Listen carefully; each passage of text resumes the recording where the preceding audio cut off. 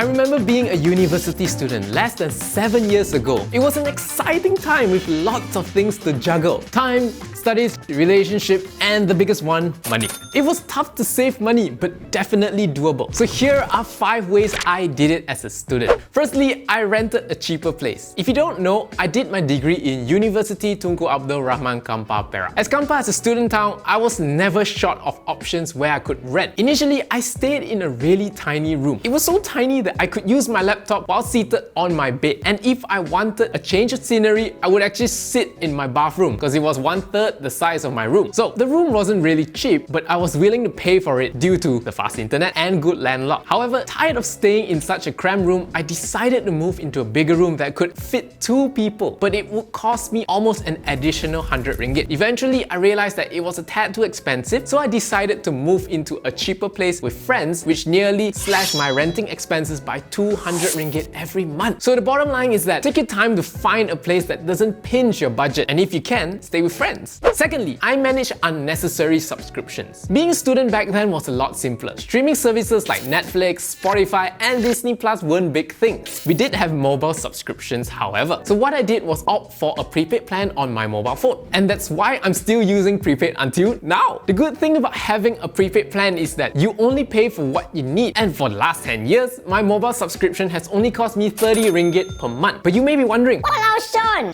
how to make phone calls like that? just top up lah. At the end of the day, it's about paying for only what you need. Thirdly, as a student, you need textbooks, right? Confirm your lecturer will tell you at the start of the sem, hey, you need to buy this textbook. But the problem is, textbooks are expensive. A first-hand original textbook can cost you 100 ringgit upwards. So in order to cut expenses, what I would do is join Facebook groups that sell second-hand textbooks, and I would try to buy multiple textbooks that I need from the same seller, asking them for a cheaper price if possible. With second-hand textbooks, I was only spending 15 to 30 ringgit. That's some huge savings right there. And to recoup my money, I would try to sell these textbooks to my juniors if the syllabus was still relevant to them, which cut my cost of purchasing textbooks even further. Another way I saved a lot was in terms of food. I cooked my own food. Now let me just preface this by saying that I was very thankful to be close to my parents as a university student. And being mama's boy, my mom did help me buy a lot of chicken breast. But there were occasions where I didn't go home and would need to restock my own groceries. So rather than eating out, I would always opt to cook at home. Think about it, if I were to eat economy rice back then, I would spend at least 8 to 11 ringgit per meal. And if I were to cook at home, I would only spend an average of 6 ringgit on ingredients. Plus it takes away the whole question of Where to eat,